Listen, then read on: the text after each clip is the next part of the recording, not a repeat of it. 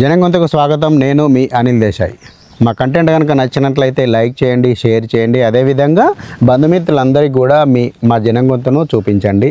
అదేవిధంగా కింద కామెంట్ల రూపంలో మీ అభిప్రాయాలను తప్పకుండా తెలియజేయడం మర్చిపోవద్దు. గత ప్రభుత్వం బీఆర్ఎస్ ప్రభుత్వం స్టార్టింగ్ మొదట్లో టీఆర్ఎస్ ప్రభుత్వంగా మొదట్లో అధికారంలోకి రావడంతో సకల జనుల సర్వే పేరుతో ఒకరోజు మొత్తం దాదాపు ప్రభుత్వ ప్రైవేటు ప్రతి కంపెనీకి ప్రతి కార్మికుడికి సెలవిచ్చి మరీ సమగ్ర సర్వే నిర్వహించింది. ఇందులో ఈ సమగ్ర సర్వే వివరాల్లో అసలు ప్రభుత్వం ఏ రకమైన వివరాలు తీసుకుందో, ఏ రకమైన వివరాలను నమోదు చేసిందో ప్రజలకు చెప్పనైతే చెప్పలేదు. అంటే దాదాపుగా కోడి, మేక, గొర్రె, పిల్లి, కుక్క కార్డు నుంచి మొదలు పెడితే వారికి ఉన్న బంగ్లాలు, ఆస్తులు, ఐటీ ప్రతి ఒక్కటి రికార్డులో నమోదు చేయడం జరిగింది. ప్రజలు కూడా అత్యంత ఉత్సాహంగా సహకరించి తమ ప్రతి వివరాన్ని నమోదు చేసుకున్నారు. ఇదే ధర్మిల కానీ దానికి అసలు ఆ సమగ్ర కుటుంబ సర్వేలో ఏ రకమైన వివరాలను నమోదు చేసుకున్నాము, ఏ రకమైన జనాభా లేదా ఆర్థిక పరమైన అంశాలు తాము తీసుకున్నామనే విషయాన్ని మాత్రం ప్రజలకు చెప్పలేదు. ఇలాగే 10 సంవత్సరాలు గడిచిపోయింది. ఇక కాంగ్రెస్ ప్రభుత్వం అధికారంలోకి వచ్చింది. కాంగ్రెస్ ప్రభుత్వం కూడా ఇక్కడ బీసీలు తక్కువయ్యారు, బీసీలు రిజర్వేషన్ పరంగా నష్టపోతున్నారు, బీసీలను అనగదొక్కుతున్నారు అంటూ కాంగ్రెస్ రేవంత్ రెడ్డి ఆధ్వర్యంలో గల తెలంగాణ కాంగ్రెస్ ప్రభుత్వం ఇక్కడ కులగణన సర్వే అని చేపట్టింది. కులగణన సర్వే నిర్వహిస్తాం, ఈ రాష్ట్రంలో ఏ కులాలు ఎంతమంది ఉన్నారో మేము సమగ్రంగా వివరాలు నమోదు చేసి అణగారుతున్న లేకపోతే అణచివేతకు గురవుతున్న బీసీలకు న్యాయం చేస్తాం అంటే దాదాపు 75 సంవత్సరాలుగా అంటరానితనం పేరుతో కావచ్చు, లేదంటే అణగారిన వర్గాల పేరుతో కావచ్చు, దాదాపుగా బడుగు బలహీన వర్గాలకు రిజర్వేషన్లు లేదా వారి యొక్క ఉన్నతి కోసం మాటలు చెబుతూ వచ్చాయి గత ప్రభుత్వాలు. ఈ ప్రభుత్వం వచ్చిన తర్వాత తెలంగాణలో రేవంత్ రెడ్డి ఆధ్వర్యంలో వచ్చిన ప్రభుత్వం బీసీలను దృష్టిలో పెట్టుకొని బీసీలకు న్యాయం చేస్తామంటూ కులగణన సర్వే నిర్వహించింది. కులగణన సర్వే నిర్వహిస్తామంటూ కులగణన సర్వే పేరుతో ఆర్థిక, సామాజిక, రాజకీయ అంశాలను కూడా దానికి అటాచ్ చేసి మరి సర్వే నిర్వహించింది.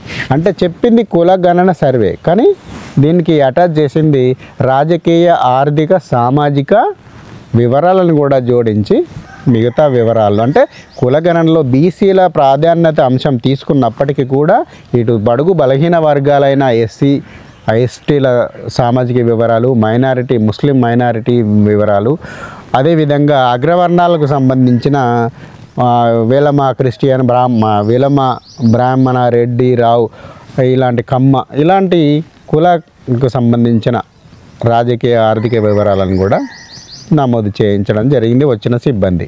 సరే, ఇదివరకు బాగానే ఉంది. సర్వే నిర్వహించారు, రిపోర్టు కూడా బ్రహ్మాండంగా నిన్న ప్రకటించారు.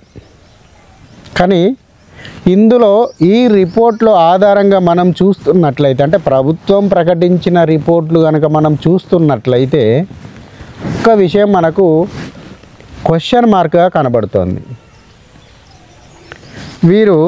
మనం ఒకసారి ఆ సర్వేలో పాల్గొన్న వారి వివరాలు, ఏ సర్వే ఎంత ఉందనేది మనం ఒకసారి దాన్ని చూద్దాం.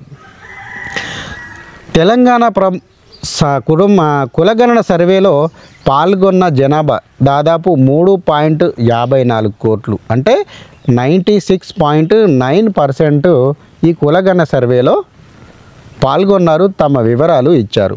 ఇందులో ఎస్సీలు జనాభా 17.43%గా తేలింది. అదేవిధంగా ఎస్టీల జనాభా 10.45%గా తేలింది. అదేవిధంగా బీసీల జనాభా 46.25%గా తేలింది. ముస్లిం మైనారిటీ బీసీల శాతం 10.08%గా తేలింది. ముస్లిం మైనారిటీ బీసీలతో కలిపి మొత్తం బీసీలు 56.33%, అంటే ముస్లింలు ప్లస్ బీసీలను కలుపుకొని 56.33%గా ఈ ప్రభుత్వం లెక్క తేల్చింది.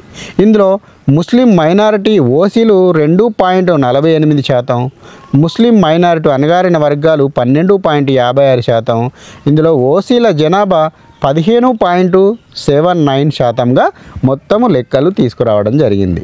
ఇందులో సర్వే మనకు 96.9% ఏదైతే సర్వేలో పాల్గొన్నారో, ఇంకా పాల్గొనని వారి శాతం అంటే సర్వేలో తమ వివరాలను ఇవ్వము అని చెప్పిన వారు, అదేవిధంగా అందుబాటులో లేని వారి శాతం మొత్తంగా కలుపుకుంటే 3.1%. ఇదంతా కలిపి కూడా ఒక 100%గా మనం సర్వే రిపోర్ట్ను చూపించడం జరిగింది.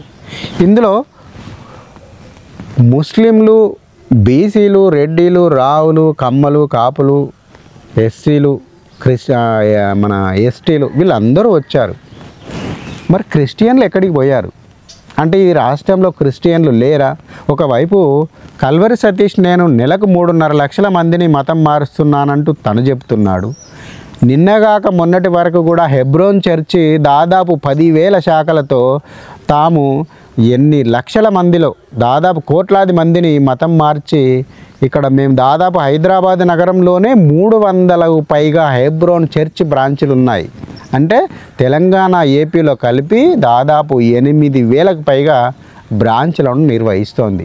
మొత్తం ప్రపంచవ్యాప్తంగా 10,000కు పైగా హెబ్రోన్ చర్చ్ బ్రాంచులు ఉన్నాయి. అంటే వీళ్ళు మతం మారుస్తున్న సంఖ్య దాదాపు ఎన్ని కోట్లో తెలియదు. దాదాపు 47 నుంచి హెబ్రోన్ చర్చ్ స్టార్ట్ అయింది. కల్వరి సతీష్ నెలకు 3.5 లక్షల మందిని మారుస్తూ ఉన్నారు. మరి ఇందులో క్రిస్టియన్లు ఎటుపోయారు అంటే ఈ కులగణన సర్వేలో క్రిస్టియన్లు అంటే ఈ రాష్ట్రంలో లేరా, లేకపోతే వారు క్రిస్టియన్లుగా నమోదు చేయించుకోలేదా అనే ప్రశ్న ఇక్కడ ప్రభుత్వం ఎందుకు చెప్పలేదు అనేది ఇప్పుడు సామాన్యుల నుంచి వస్తున్న ప్రశ్న.